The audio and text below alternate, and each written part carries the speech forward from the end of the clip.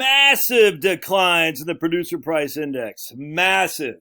I wonder why. I wonder if your old buddy Josh was onto something I told you what was going to happen. So here, producer price index declined 0.3% in May. And look, look at that. Let me let this guy in. Way off its high from, hold on a second, pause this. Come here. Way off its high of this, right? What? Right there. It's been, producer prices declined for the third time in 4 months, falling 0.3%. As you can see from the nearby chart, the year-ago comparison for producer prices is now only up 1.1%. And it's been moderating since the March 2022 peak of what? The war in Ukraine. What caused the prices to go up the war in Ukraine? You want to take a guess? Right there. Prices were once again held down by the volatile energy sector, which fell 3.6% in May. Oh my goodness. What have I been telling you guys? Inflation isn't driven by the freaking Fed. That's the Chicago Blackhawks? Yeah, Chicago Blackhawks. Inflation is driven by energy. I mean, it might have been driven by the Fed before. Now it's driven by energy. That's all there is to it. Massive declines in energy. Oh, what else fell? I wonder if people are going to start screaming about deflation now. Check this. 13.8% decline in the cost of gasoline. There you go. Shocking. So here's your CPI. Talk about energy. Energy fell 3.6%. Here's our price of gasoline. Fell 13.8%. And thus we have CPI only rising 0.1%. And we have PPI going down. All right. So that makes me, so check, I want to keep going. I want to show you something else here too. Check this out. The service sector led prices higher in May, rising 0.2%, while goods fell 1.6% in May. Huh.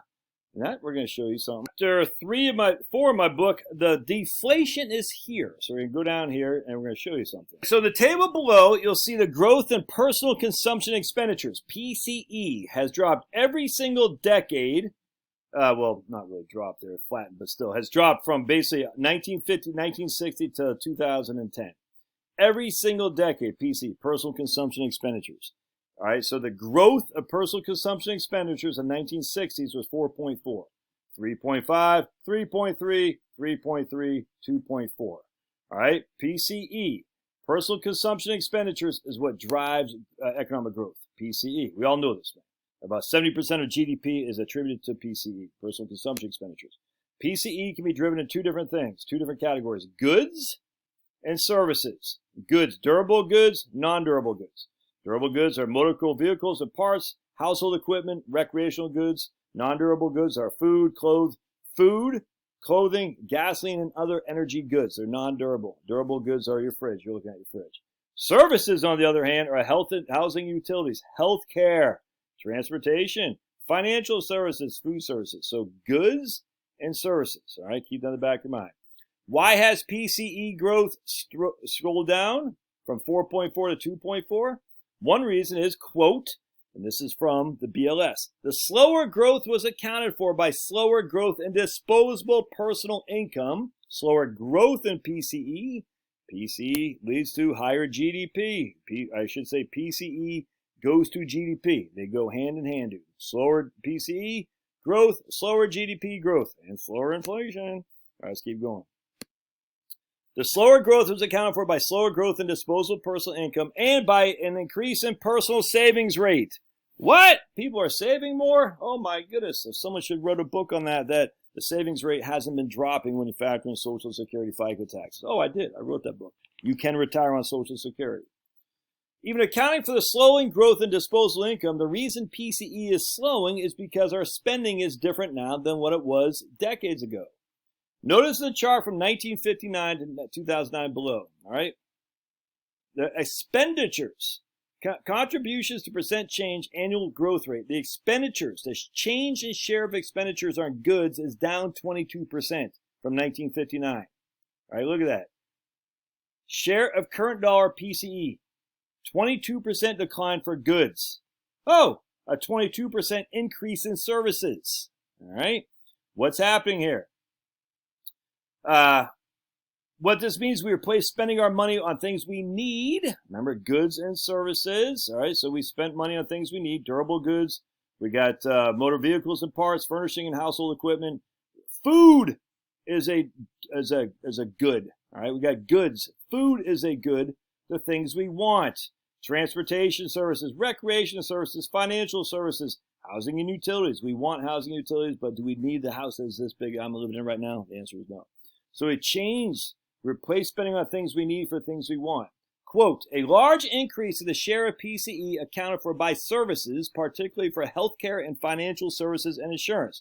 See, Josh, healthcare has gone up a lot. Oh, my furry friend, how dare you doubt me? A large decrease in the share of PCE accounted for by goods, particularly by food and for clothing and footwear. So I had a guy in my comment section yesterday goes, Judge, inflation, you ever priced a new vehicle yet, a new truck? I said, dude, look at TV. We can play these things all day long. He goes, oh, but a TV you don't need, but a new car you need. I'm like, oh, okay. So computers you don't need. I'm on a computer right now. You don't need air conditioning. All these things have gone down relative to income. It's just a factor.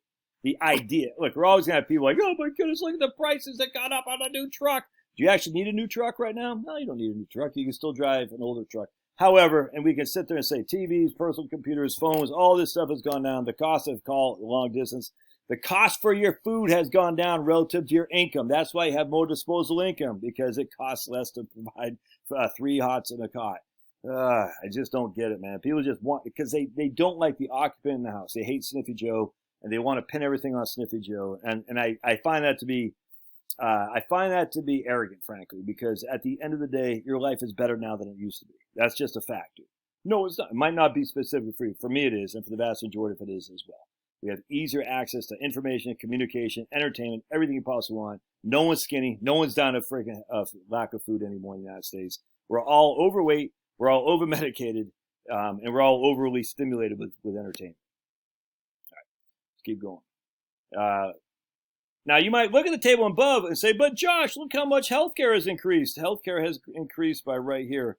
Healthcare by 11.6% now becomes, so it used to be in 1960, it was 3.9% of total PCE. Now it's 11.6. So healthcare has gone up by quadrupling quadrupling. This is true. But the average consumer didn't pay for all this.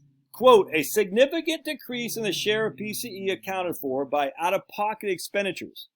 Hey, you. In 1959, 72.7% of PCE for healthcare was paid for by out-of-pocket expenditures. You paid for it yourself. By 2009, the share had declined to 17.6%.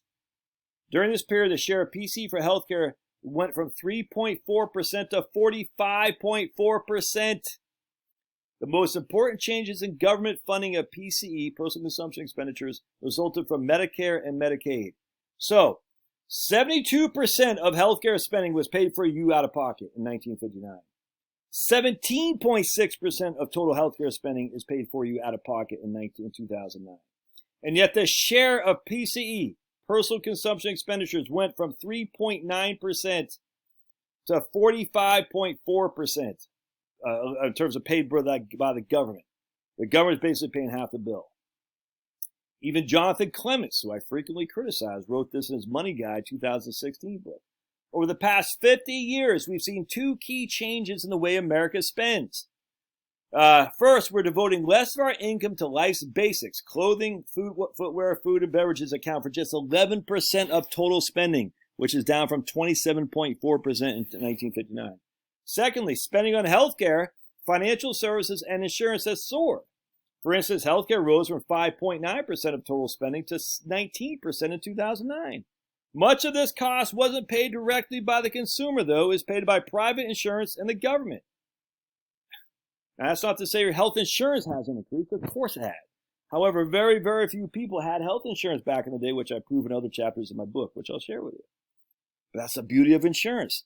We all pay a fee on a regular basis to pay much less of a fee if a catastrophe happens. That's insurance. You pay a little bit now, routinely, so you don't get swamped regularly later on if catastrophe happens. The next table shows that in 1959, Americans imported 2.6% of goods. By 2009, that number grew to 16.5%. We imported 600% more goods than, over the last 50 years. Completely different for services, though. Americans increased imports of services by only 8%. So remember what I was talking at the beginning of this video? I showed the difference between goods and services. That's what's causing deflation. So here, goods. Look at this. Our imports of goods went from 3.8% to 16.5% in 2009. It's much higher now, which is a 14% share increase. Not percent increase, a 600% increase, a 14% share. It's almost like the share of with the guys who watches TV, like the share who watch the NHL finals, for instance. It's not a percent increase, it's the share. All right, look at that. 14% of our goods is imported. Isn't that crazy? And yet look at our services. Only 0.1% increase. Isn't that nuts? It went from 1.2 to 1.3. 0.1%. So while imports of goods have exploded, our spending on them as a percentage of total expenditures has dropped. So we increased our import of goods by 600%, but our spending on goods has decreased by 22%. Crazy. People don't get this. How can this happen? It's pretty simple. We've imported cheap foreign labor has driven the price of goods down using cheap foreign labor. For goods, price changes for categories in which the imports are finished goods have been an increasing share of consumer purchases over time. The price changes for goods have been particularly low, in fact, deflationary. The categories of clothing and footwear and recreational and vehicles exemplify this phenomenon. It's not easy to import services, though. You have to pay people an American wage for the services they provide. The cost of services is taking more and more of our budgets. So, like right now, you want to get a guy to put this freaking beautiful back deck on, you have to pay an American wage. Now, you can import Guatemalan laborers to put roofs on there and all that stuff. We can argue all day about this or not. It's freaking bad. We shouldn't do that, but we are. And we're all benefiting from cheap foreign laborers, except the people in the roofing business. That sucks, dude. There's no other way around it. However, that's what's happening. There's nothing you can do about it, so just live along. I hired these two guys, two guys from North Georgia, white guys. And the GC, the general contractor, my man Jim, who actually lives in Hawaii now, but great guy. They did all this. And they charge an American wage. I paid an American wage for American labor. Now, the guys who are going to do my landscaping here are all migrants, and they don't pay an American wage. They pay a lower than American wage because they're pricing Americans out. That's just a fact. However, you can't price doctors out. I mean, we're importing Haitian doctors, Haitian nurses. We're importing Indian doctors, all that. So we are pricing some of those people out, but they're still getting paid a decent wage. They're still getting paid a decent wage for that kind of labor. You know what I'm saying? So we can't really import the services for your surgery, for your financial services, for most skilled labor. You're still going to pay an American wage for that. That's good. That is good, what I'm saying. But for goods, we're getting goods shipped to us from overseas. Even freaking things like we're getting pineapple shipped from, not Guatemala, it's like Venezuela or something like that. You know what I'm saying? Those are being chopped off the pineapple tree from a guy in Venezuela making 50 cents an hour. We're not paying American labor down, I don't know where pineapples are grown in the United States, Macon, Georgia, I don't know. We're not paying that guy to do that here. All right, so we're importing this goods. The price of goods has flatlined, if not gone down. The price of services has gone up. And we just see that again. Watch. The service sector led prices higher in May, rising 0.2%, while goods prices fell 1.6%. This is the deflation. This is why it's here. And what's going to happen is you're going to devote more and more of your costs to services, insurance, things of this nature, skilled labor. You're going to devote less and less of your cost to goods because the prices of goods have been dropping dramatically since the 50s. Dude, you can't argue this. I mean, you can argue, but that'd be silly. Don't argue. Does that mean there's a massive deflation or inflation? It depends on what you're trying to look at. And then this guy will say about the new car, like I was talking about the trucks. Oh my goodness, I'm just sitting there mind-boggling. What does a truck have that used to not have? Backup windows, all kinds of backup rear view thing right there. They have the light on the back. They have automatic windows. They got all kinds of electronics in there. It's just the amount of regulation, the higher increase in gas mileage, all this stuff goes to the price of cost of the vehicles. That's not attributed to freaking inflation because the federal's printing. It's not silly. Check this out. So I post on my local channel from Reuters, shipping tax could yield $100 billion climate windfall. The shipping industry emits 2.9% of the world's greenhouse gases. It has also largely escaped taxation. So the UN, our great enemies at the UN, want to tax shipping, which is going to do what to prices. That's nothing to do with the Federal Reserve, man. It has to do with regulation and the cost of energy. All right, check this. Natural gas production in the Permian Basin sets a new record in 2022. Remember, before we had no natural gas, we're all running And not only is natural gas booming, and so is in oil. So now we no longer have peak oil supply. We have peak oil demand. Peak oil demand, because they've been talking about peak oil. Look, I actually think oil is actually it's a renewable asset. Now, I've come to the conclusion I do not think oil is a fossil fuel. I think it's all made up, make-believe stuff. I think the earth generates its own resupply of oil like we generate our own blood and things of that nature. I really do believe that. I think we've all been sold a bill of goods on basically everything we've been told.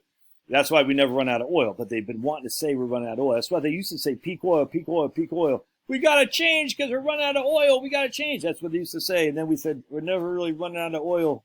It's not happening. So now they gave us the climate change silliness. Because we got to change because we're going to blow up the world. Well, I thought we were running out of oil anyway. No. But now we're going to blow up the world with massive amounts of GHG, greenhouse gases. Such a scam. Such a scam. Now, that regulation will hurt prices. Having a tax hurts prices. That's regulation. Nothing to do with the Federal Reserve. So we have these two competing entities, dude. Services, goods, importing, export. When I say importing trade, importing goods versus buying homemade. We have these kind of things right now.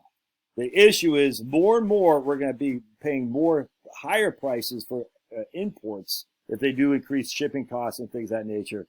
But what's that going to do? It's going to bring the demand up for more localized stuff. And what happens, dude? What happens when that demand goes up? There will be a supply to meet it. And what happens to supply? The supply will keep growing as the demand levels off, and that will reduce prices. All good. We're in a deflationary economy. All there is to it. If you can't see it, I don't know what to tell you, man. I get it. The price of eggs is higher than it used to be. 100%. Dude, I don't know why people don't get this. How many eggs did you buy growing up? We had eggs. We didn't buy any eggs. See, we had chickens, when I was a real little kid. When we don't have chickens anymore, they cost more money. That's true. My income has expanded well above the income my parents had in which to buy a dozen eggs, and yours has too. Not to say that is to be silly. The net worth of the United States is through the roof. Stop with this freaking naysaying. Just wake up and say, you know something, Lord? I live in an abundant society. I'm grateful for what you provide for me. It's insane. All right, we'll see. Love you. We're going live on Locals tonight at 8 p.m. Eastern Time. We're going to talk about standard deviations, do some right capital stuff. So, love to have you there. Locals. Just look at my, in the doobie-doo, you'll see the link to the Locals channel. And if you want to support me on Locals, $5 a month gets you in the door, baby. I don't think you have to support me to watch the live stream. I don't think you can comment there. But if you want to support me on Locals, $5 a month in the door. You have access. You can post stuff. I love it. It's a great place to be. We'll see you.